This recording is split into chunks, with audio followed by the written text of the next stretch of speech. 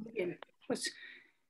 buenos días nuevamente a todos y todas los que nos están haciendo favor de haberse integrado a esta sesión, especialmente, como decíamos, a los psicólogos que colaboran en el Instituto Tecnológico de Estudios Superiores de Monterrey en el Campus Estado de México, pero también a los psicólogos que participan en las supervisiones en el contexto del COVID. Hay algunos psicólogos que trabajan en el Colegio de Ciencias y Humanidades y algunos otros psicólogos que colaboran en otras escuelas y que quieren aprender cómo hacer intervención para, especialmente estamos pensando en estudiantes que presentan conductas asociadas al suicidio. Entonces, durante esta pequeña presentación tengo que siempre señalar que todo lo que vamos a revisar aquí son modelos que han creado grandes mujeres y hombres que trabajan en estos temas y que si está bien, podemos incluso compartirles después las portadas de los libros, conferencias que también tienen en YouTube, pero que todos estos modelos no son un modelo nuestro, que nosotros estamos sobre hombros de gigantas y gigantes. Entonces, esta primera diapositiva, pues lo único que presenta es cómo en las escuelas tenemos muchos niveles de salud mental y que muchas de las veces le toca a una y a veces a dos personas intentar hacer todo esto, además de todo el asunto de la admisión en ocasiones, ¿no? Entonces, tenemos que primero podemos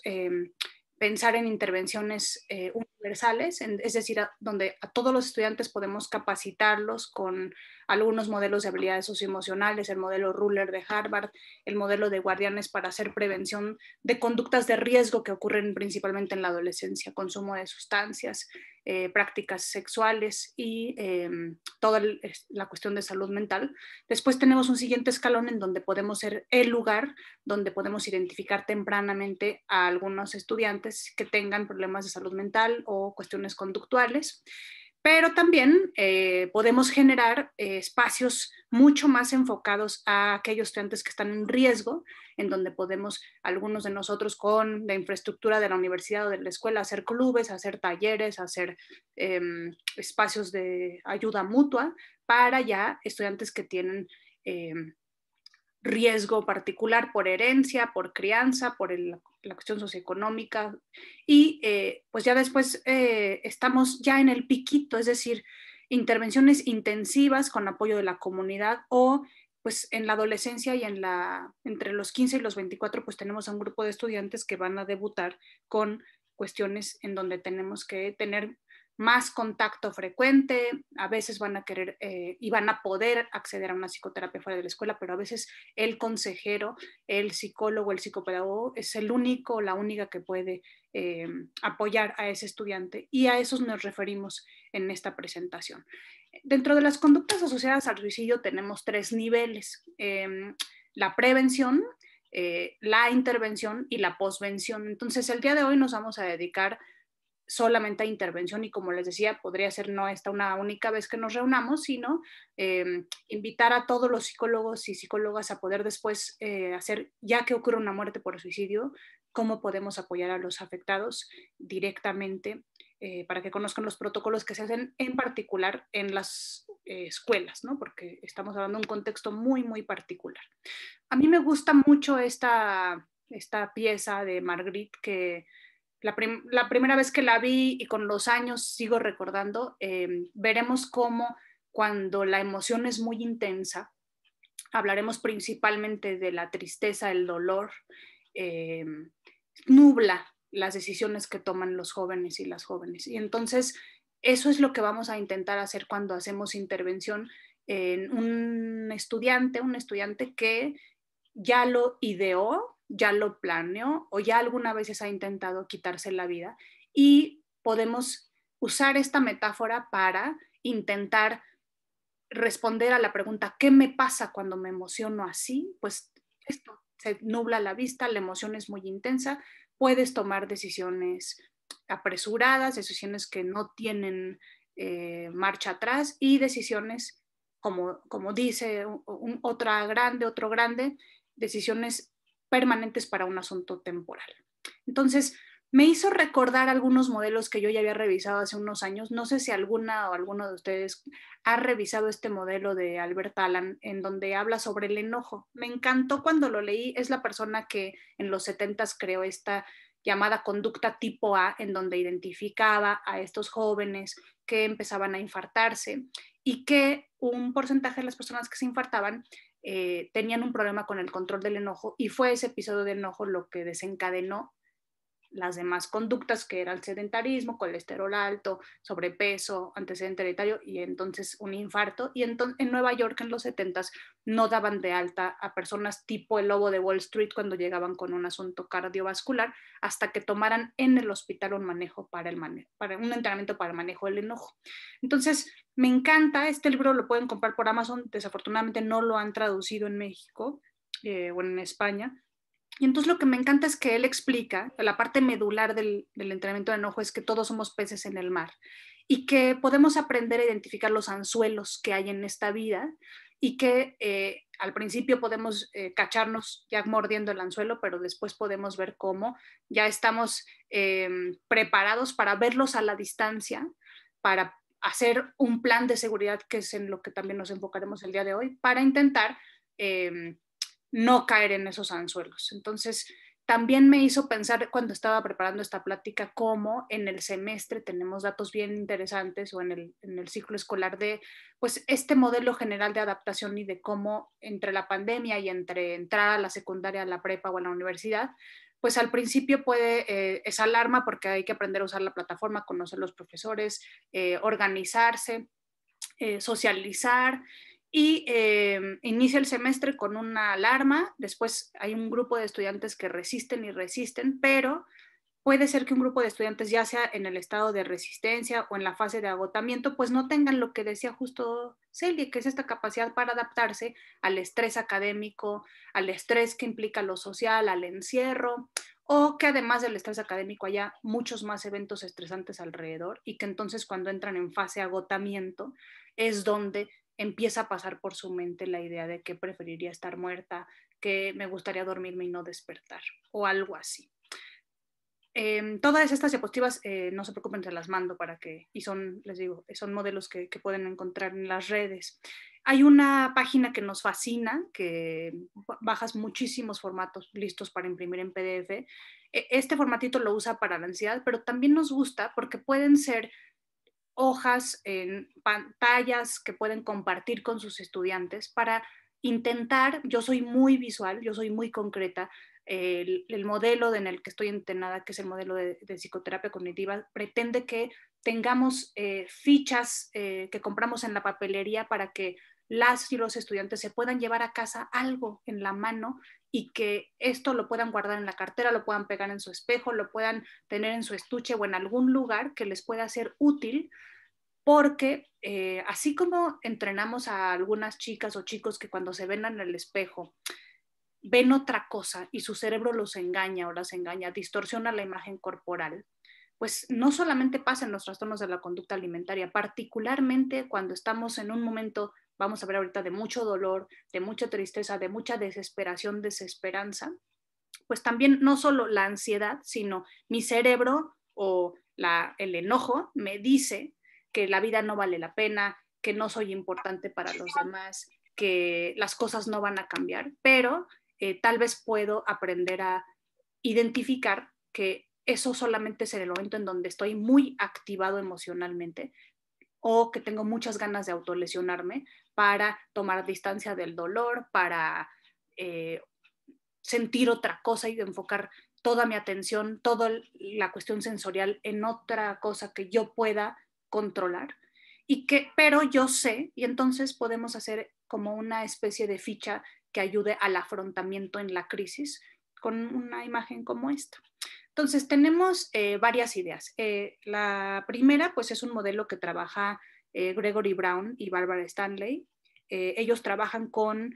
plan de seguridad en personas que trabajan en el ejército principalmente, y que pueden revisar. Ellos comparten muchísimos materiales gratis y que están en inglés. Y ellos parten, si notan, a mí me parece que es muy similar a este modelo de Celie del estrés, en donde les explican a las personas que tienen un riesgo suicida, que el riesgo suicida empieza poco a poco a escalar con base a muchas de las veces son dos posibles situaciones hipotéticas, o que se empiezan a juntar varios eventos altamente estresantes,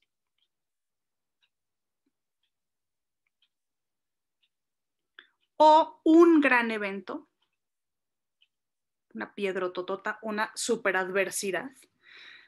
y entonces empieza a elevarse el malestar emocional. Entonces el malestar emocional comienza a generar, nosotros decimos, pensamientos de ciertas características. Entonces, lo que nosotros podemos enseñarle a las personas con las que trabajamos es que en 2 horas, algunos autores hablan de que las conductas asociadas al suicidio son un continuum y pasan por una cuestión lineal en donde primero hay ideación, después hay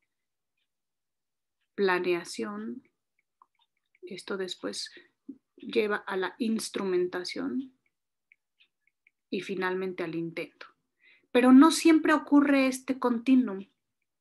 Hay autores en los últimos 5 años que hablan de que el suicidio es una conducta fluida y que en 2 horas de nunca haber tenido este paso por el continuum, empieza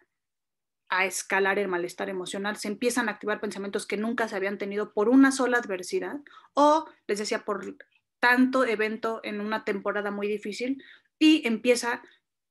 a escalar el riesgo en menos de 2 horas, cuando también a veces hay enfrente un medicamento,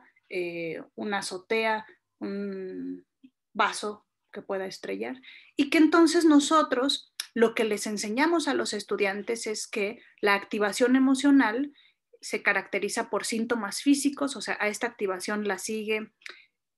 empezar a tener agitación, empezar a tener problemas con el sueño, empezar a sentir físicamente tensión, y empieza, a mí me encanta el ejemplo, pero porque yo estuve en el hospital, comparar a activarse, por ejemplo, una persona que la internan para tener una cirugía, pues a las 7 de la mañana tal vez piense, seguro todo va a salir bien, estoy en las mejores manos con el mejor equipo, pero si lo dejamos toda la noche solo o sola, en la camita sin dormir, va a empezar a pensar en 2 horas, híjole, ansiedad puede ser, y qué tal que algo falla, y si no salgo adelante, y si me pasa como mi vecino que por esta cirugía ya nunca regresó a su casa. Y la creencia en un pensamiento que en este momento era todo va a salir bien, empieza como duda, qué tal que no sale todo bien, y que se convierte después en una certeza, seguro no voy a salir adelante, ya no quiero que me operen. Entonces, simplemente en el transcurso de unas horas va cambiando, porque el aislamiento es la madre de todos los vicios, digo yo. Y entonces, en el caso de una persona que va a entrar a una cirugía, empieza a elevarse la ansiedad, a elevarse el miedo, no hay con quién platicar, con quién tomar distancia, cómo distraerse. Y en el caso de las conductas asociadas al suicidio, pues pasa algo similar. El flujo de pensamientos empieza a ser más intenso, más desesperanzador, y que entonces podemos enseñarle a los chavos y a las chavas a identificar cómo empieza a ocurrir esto. El gran fundador de la suicidología, Edwin Schneidman, tenía un modelo más basado en la terapia psicodinámica, pero es algo parecido. Él explica que cuando empieza a elevarse el dolor emocional, empieza a elevarse la presión o el estrés, y empieza a elevarse la agitación emocional, pues entonces aquí es donde, pues yo traduzco, ya estoy hasta el gorro, ya no puedo más, y las personas piensan en quitarse la vida. Acuérdense que el suicidio, desde el modelo conductista, puede ser visto como un reforzamiento positivo o un reforzamiento negativo. Tal vez quiero hacer algo para evitar sentirme mal, o porque pienso que si lo hago, todo va a terminar, van a acabar mis problemas. Entonces también sería alguien que yo recomendaría mucho que revisen. Joyner es otro grande de las teorías sobre cómo sucede o cómo empieza el deseo para querer suicidarse, en donde él dice, cuando escuchen a un estudiante, pues les digo, ya vamos sumando factores, tenemos que ir escuchando, a ver a cuántos eventos altamente estresantes ha estado expuesto. Esos eventos, qué tipo de cogniciones han estado activando. Cuánto dolor, cuánto estrés, cuánta perturbación ha empezado a tener esta persona. Ya está en fase de agotamiento del semestre o ya está en fase de agotamiento de la pandemia. Especialmente en jóvenes, lo que este autor explica es que él trata de identificar tres grandes variables que son esta pertenencia que está rota. Entonces tenemos a un grupo de jóvenes que no está pudiendo asociarse, pertenecer, ser parte de, que lo extrañen, que sienta que a veces esta pertenencia que está cortada no solamente ocurre en la escuela, también ocurre en casa. Soy la oveja negra, nadie me extrañaría, estarían mejor sin mí, en donde empieza a hablar de sobrecarga, ¿no? Doy muchos problemas y también este autor señala que desde su punto de vista y lo que ha encontrado en la investigación es que hay un grupo de jóvenes que empieza, estoy solo, soy una carga y ya no tengo miedo a morir. Incluso identifica a aquellos jóvenes que tienen como esta cuestión de búsqueda de sensaciones en donde parece ser, diría el modelo psicodinámico, que andan buscando al tánatos, ¿no? Y que entonces esta búsqueda de la velocidad, el bungee, las sustancias, el alcohol, pues nos habla de que el malestar emocional está haciendo que le pierdan miedo al dolor, al tatuaje, a la perforación, a cualquier conducta que no es tan atractiva para otros, pero porque se configura en un entorno de mucho sufrimiento. Este es otro modelo de terapia cognitiva que creo que incluye un poco más de lo que vamos a hacer. Nosotros partimos, los terapeutas que fuimos formados con este enfoque, que hay una triada cognitiva, que es la visión de mí mismo, de los demás y del futuro, que de repente cuando estoy muy emocionada, negativamente empieza a haber un pensamiento dicotómico que es o todo o nada, o vivir o morir. Obviamente, pues esto revela una cuestión rígida en términos de capacidad para resolver problemas y que mi cerebro pues hace unos trucos, empieza a poner solamente atención, hace un sesgo a todo lo mal que ha ido, empiezo a tener un sesgo también en la memoria porque todo lo que he almacenado durante el tiempo nada más recupero lo que es congruente con este esquema de que ya no vale la pena vivir.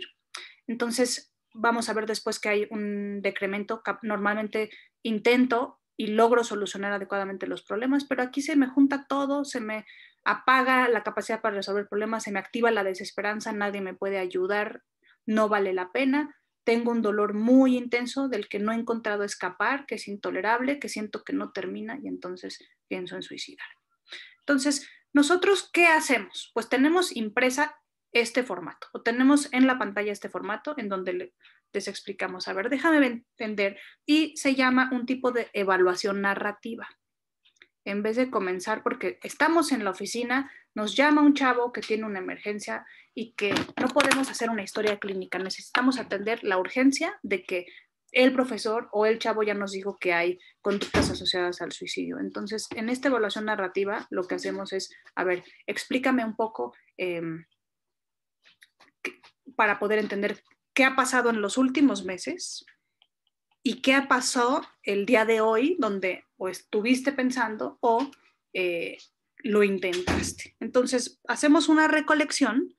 de lo que pasó en este día o lo que pasó en los últimos meses y tratamos de ir entendiendo qué fue activando cada uno de estos eventos, hasta que tal vez aquí yo ya tenía las pastillas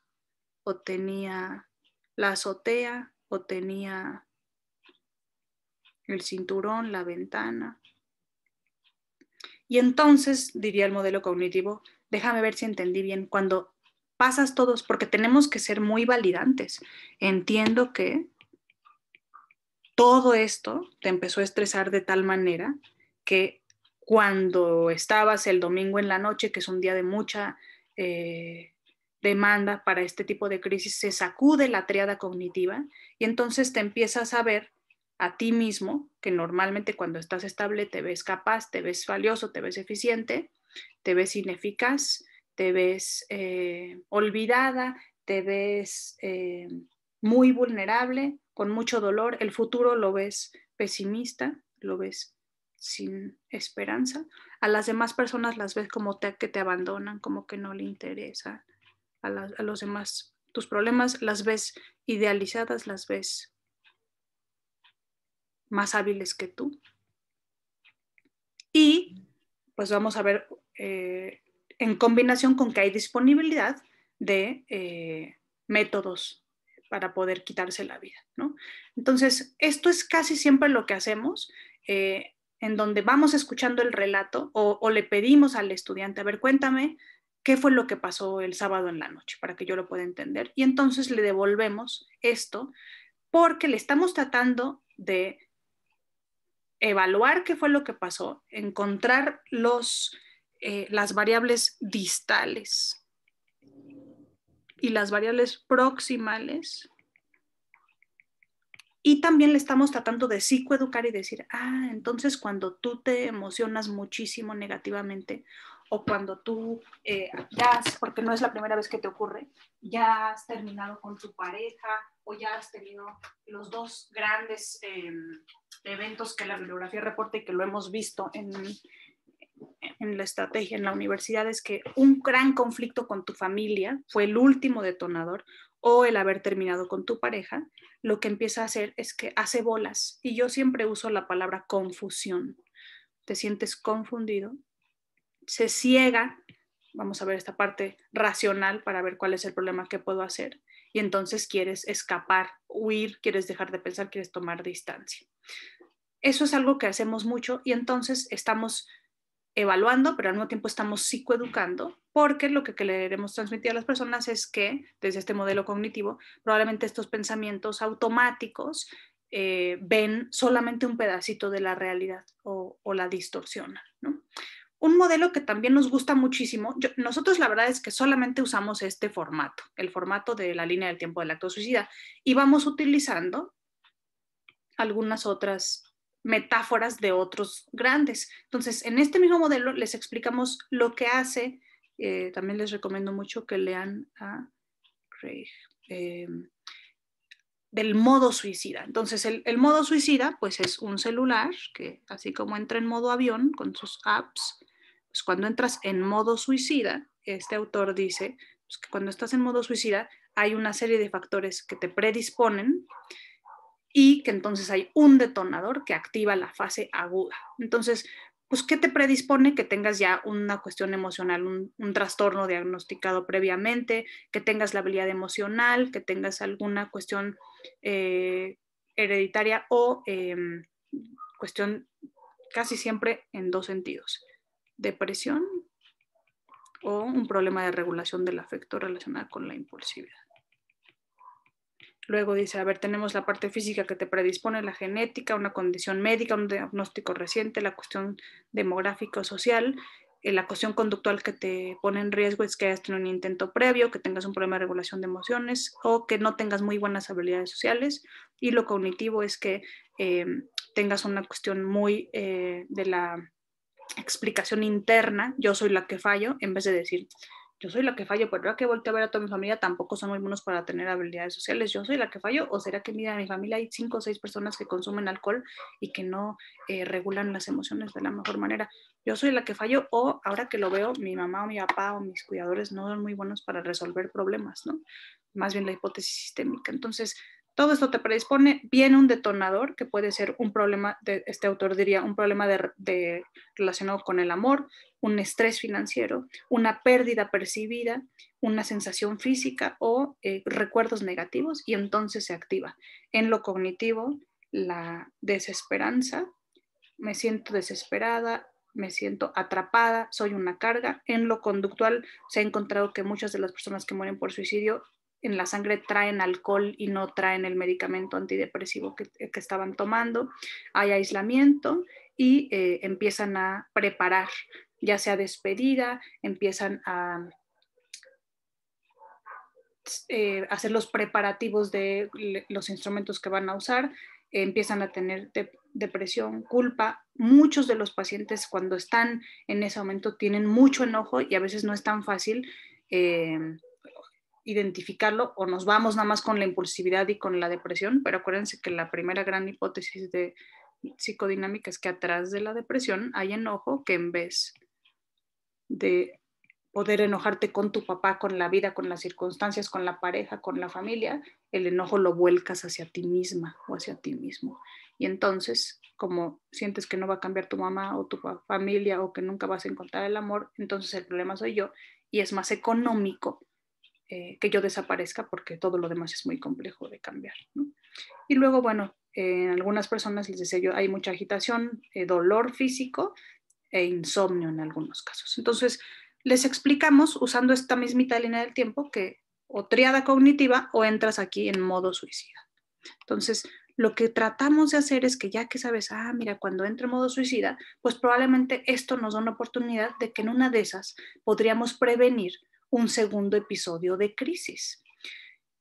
teniendo en cuenta cuando entro en modo encabronamiento, en modo culpa, en modo vergüenza, pero sobre todo en modo desesperación,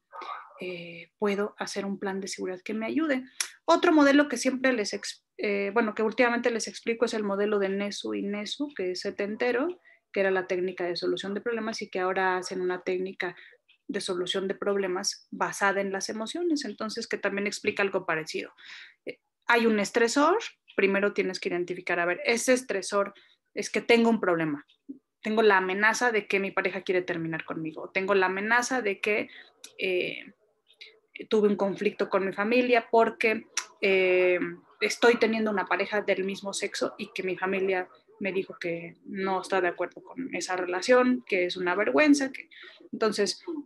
paso uno normalmente es cuál es el problema, qué opciones tengo para resolverlo, analizo ventajas y desventajas de cada una, las pongo en práctica, pero antes que todo eso suceda, pues explica que cuando una persona que está considerando el suicidio llega el estresor, normalmente cuando está estable planifica, puede regular su estado del ánimo, pero cuando está muy emocionado hay algo que se parece a esto del modo suicida, ellos le llaman modo sobrecarga cognitiva, donde se activa no puedo hacer nada, nadie puede ayudarme, componentes de la desesperanza, y en vez de solucionar el problema, que es, bueno, vamos a terminar, tengo que agarrarme de mi red de apoyo, voy a intentar distraerme, tengo que llorar lo que tenga que llorar, tengo que regresar a la psicoterapia, no, puede tener un modo de evitación, no quiero pensar en eso, me voy a alcoholizar, no quiero pensar en eso, pues algunos se alcoholizan, algunos comen, algunos ven series, algunos se van a las fiestas, un modo de evitación o un modo impulsivo, voy a intentar desesperadamente no tener esta pérdida o la impulsividad muchas de las veces, ya me quiero morir, no quiero hacer nada para solucionar esta situación. Este es un modelo de, no sé si se alcanza a ver esta letra chiquitita, pero el autor es Chapman, que habla de las autolesiones no suicidas. Entonces, esa sería una manera de explicarle a una chica, a un chico, cuando tienes un estímulo que te estresa mucho, la autolesión, ¿cómo se da? Pues pasan un chorro de cosas, probablemente sientas ira, esas serán las emociones que este autor diría que hay que trabajar con estas personas. Otra vez, enojo, vergüenza, tristeza, frustración. Las personas que se autolesionan normalmente sienten las emociones muy intensas, tienen una baja tolerancia a las emociones y les duran mucho tiempo. Ya que están ahí,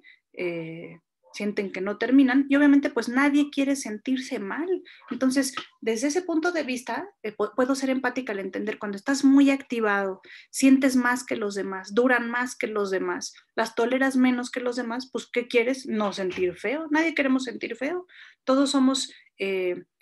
los humanos estamos orientados al placer y evitar el dolor. Entonces, en un intento de regular la emoción, pues ¿qué pasa? Pues que te autolesionas. ¿Y qué pasa cuando te autolesionas? Que sientes un alivio temporal porque te escapas de esta emoción intensa, pero el problema es que dura poco tiempo y ya que te autolesionaste, vuelve a activarse la emoción. Entonces,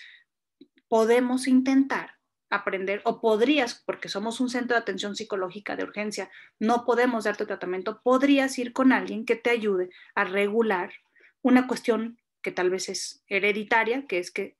se te activan más, te duran más tiempo, las toleras menos, pero habilidades para responder mejor. ¿Qué pasaría? ¿Qué vendría de bueno usando la entrevista motivacional? ¿Qué pasa si no te atiendes? ¿Y qué vendría de bueno si logras atenderte? ¿No? Entonces es como el modo suicida, pero para autolesiones, ¿no? Entonces, pues de ahí estaríamos listos para dar un poco de psicoeducación. Yo les decía, casi siempre solo hacemos esta línea del tiempo del acto suicida y damos paso a el plan de seguridad. Entonces, pues, ¿qué es un plan de seguridad? No es una carta donde les pedimos júrame y perjúrame que no te vas a hacer daño. Es un acordeón. Se puede dar así, sacan su formatito impreso, pero Craig sugiere que mejor saquemos una ficha en blanco y que en esa ficha sea la estudiante o el estudiante el que llene como pueda el plan de seguridad para que no parezca que ya nada más te estoy dando tu formatito, llénamelo porque yo como escuela tengo que documentar que hice todo lo posible para que no te quitaras la vida y siguiente, pasa a la siguiente ventanilla. No, lo que realmente le estamos tratando de dar es la síntesis de una terapia.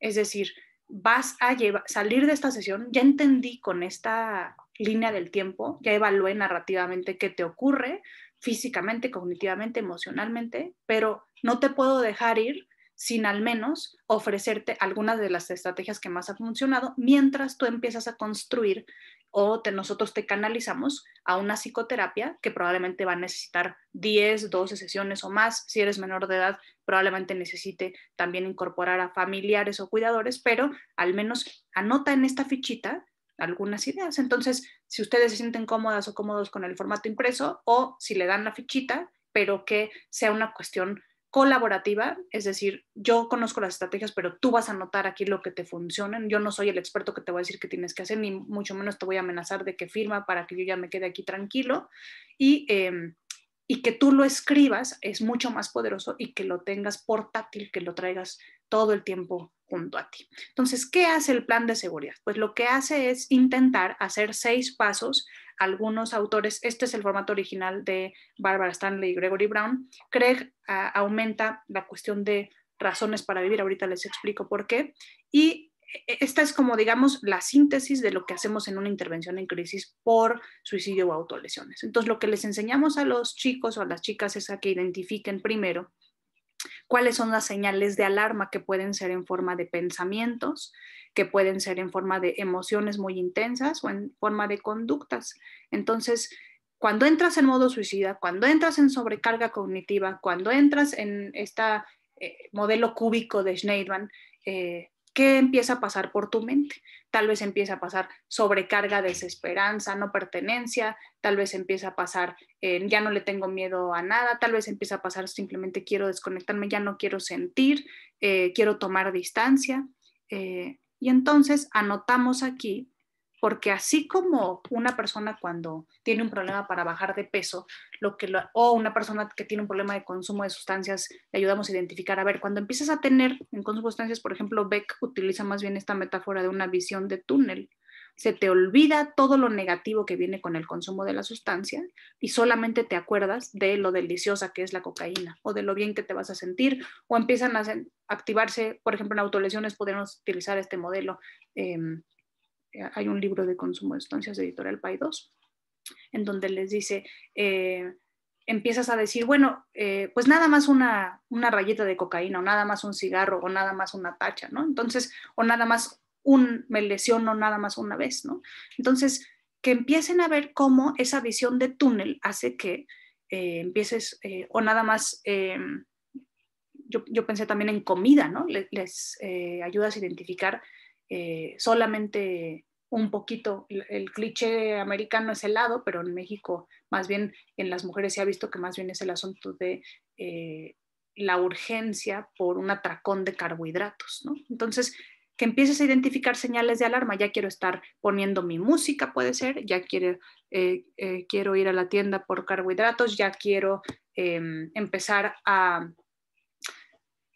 despedirme, a aislarme, a convencerme, recuperando todos los recuerdos que son congruentes con el estado emocional de que la vida no vale la pena y que por más que repaso, las personas no te ayudan, el futuro se ve horrible, no veo ninguna buena razón, entro en ese modo y que ya que tengas identificadas tus señales de alarma, pues sepas que puedes hacer cosas para intentar atender la crisis. Las primeras son estrategias internas de afrontamiento, es decir, cosas que yo puedo hacer para intentar despejar de mi mente estos problemas sin tener que contactar a alguien. La distracción puede ser efectiva. Hay una línea delgadita. Estamos hablando de una crisis, entonces en este momento es muy buena idea distraerse, pero probablemente esto después va a requerir psicoterapia para que no estemos nada más distrayéndonos cada semana, sino que gracias a la terapia no caigamos en la evitación. Entonces, en este momento de la crisis nos vamos a distraer, pero estamos considerando que puedes lograr hablar de que consistentemente tienes un problema con el manejo del enojo o ya tienes muchos antecedentes en donde ya tienes razones para pensar que se trata de un episodio de depresión mayor, ¿no? Entonces no vamos a evitar canalizarte, pero en este momento lo que urge es distraerte, pensar en otra cosa. Hay personas que les sirve la distracción en términos de cosas que alivien los pensamientos, pero hay personas que necesitan activación, o sea, necesitan, si estás sintiendo agitación, si estás sintiendo ganas de escapar, ¿por qué no seguir el flujo de tu cuerpo? Entonces, yo platicaba en el fin de semana con una paciente y le decía, en esta idea de Sapolsky de las cebras no le salen úlceras, le decía, es muy difícil intentar en una crisis pedirle a alguien que se siente a meditar. Lo que tal vez necesita es salir corriendo. Entonces, quieres salir corriendo de tu realidad, de tus problemas, de la vida. ¿Por qué no salir a la bicicleta? ¿Por qué no irte a correr? ¿Por qué no irte a caminar y seguir el flujo y no intentar, les decía yo, respirar, inhalo y exhalo? Puede ser útil para un grupo de personas, pero también para algunas personas puede ser cambiar los pensamientos, empezar a decirme otra cosa, que puede ser esto es pasajero, puede ser cuidado con el modo Sushida ya se está activando, puede ser, les decía yo, activación para algunas personas, puede ser para algunas personas, sí, ejercicios de respiración, puede ser para algunas personas actividades agradables que no sean de tanta activación, que sean, unos pueden salir corriendo, pero también otros pueden recordar en qué soy bueno y qué me gusta hacer. No sé si alguna vez han visto este video de Aaron Beck de este programa para bajar de peso. Tiene una cajita que es su kit de emergencias cuando tiene un conato de atracón y entonces en esa cajita están las cosas que le gustan. Pintarse las uñas, leer, tejer, ver películas o una amiga hablaba de un rompas en caso de incendio y entonces aquí podemos tener una serie de cosas que nos hacen ser felices cuando estamos solos o solas, pero tal vez no es suficiente, tal vez necesitamos irnos al paso 3, en donde necesitamos tener un contacto social significativo con alguna persona o irnos a un lugar donde haya más personas que nos den distracción, que puede ser, si en este momento estuviera disponible alguien que está dando una clase de zumba, que puedo recurrir a mi red de apoyo que hoy van a patinar, que está en mi grupo de amigos con los que salgo a correr, con los que salgo a andar en bici, con los que me reunía para realizar alguna actividad social, porque si es como este ejercicio del oso blanco y el oso blanco sigue regresando y regresando y regresando, pues no está sirviendo como distracción el paso 2 porque el pensamiento sigue activo o me pongo a ver Netflix y otra vez vuelvo a pensar y me interrumpe el pensamiento, no está funcionando. Tengo que hacer un contacto social significativo, tengo que anotar cuáles podrían ser. Realmente el plan de seguridad no debe de ser imposición, debe de ser, a ver, tú dime, tú eres el experto en ti misma o en ti mismo, ¿qué te funciona cuando estás así? Y podemos, si esto no es suficiente, pues tendremos que estar listas para hacer el paso 4, que es, a ver, si ya no está funcionando esto, ¿a quién le puedes pedir ayuda? Podrías hablar con una hermana, podrías hablar con alguien muy cercano que ya sepa que de repente te dan estos momentos de bajones muy importantes, puedes hablar con tu pareja, puedes hablar con una prima, porque tal vez acá, en el paso 3, son contactos sociales significativos, pero no son relaciones muy profundas, y acá sí son relaciones más profundas, significativas, que puedan escucharte, que puedes decirles, nada más necesito que me escuches, estoy teniendo un rato difícil, puedo caerte a tu casa, podemos platicar. Personas que además tengas la garantía de que tienen desde la terapia del apego, que realmente están disponibles y que te van a escuchar, que no te van a regañar, no te van a avergonzar, no te van a batear, o que no estén demasiado ocupadas, que no sea tu hermana que tiene 3 bebés que están muy pequeños y que no te puede atender en cualquier momento. Y si lo anterior no funciona, que intentes entonces ir al paso 5, que es tener a quién le puedo hablar en una emergencia. Le puedo hablar a SAPTEL, le puedo hablar al Consejo Ciudadano, puedo hablar a la línea gratuita de la UAM, de la UNAM, o le tengo que hablar a mi terapeuta, si es que ya intenté todo lo anterior. Y a este plan de seguridad le agregan 2 componentes. Barbara Stanley y Gregory Brown, como trabajan con personas en el ejército, pues claro que dicen, esto es muy difícil si sigues teniendo la pistola en tu casa. Entonces hay que hacer según el entorno, si sigues teniendo la navaja, la pistola, el medicamento. Y Craig le agrega aquí una sección que es mis razones para vivir. Entonces, tal vez sería bueno siempre tener dentro de tu plan de seguridad. ¿Por qué quieres vivir? Cuando estás estable, ves al mundo optimista, cuando ves a los demás, en general hay gente mala onda, pero en general la gente suele ser solidaria, cooperativa. A ti mismo te ves capaz para algunas cosas con muchos aspectos que hay que trabajar. También valdría la pena, según Craig, agregar al plan de seguridad esta lista de razones para vivir, porque cuando estoy muy emocionada se me van a olvidar, porque estoy con esta visión de túnel. Y aparentemente eso, desde la intervención de esperanza como una herramienta, más desde la psicología positiva, como una herramienta, pues a mucha gente le funciona. Y ya que terminas de redactar el plan de seguridad, tienes que revisarlo a detalle con la persona para decirle, a ver, dime la verdad, de todo lo que está aquí, ¿qué realmente vamos a poder poner en práctica? ¿Qué realmente te va a ser útil? En la noche, en la madrugada, ¿qué de estas cosas sí puedes implementar o qué cosas tendríamos que corregir, mejorar, ¿no? Entonces, lo que queda entonces es que ya podemos dejar ir a un joven o a una joven cuando le explicamos un poco o intentamos resolver, a ver, ¿qué me pasa?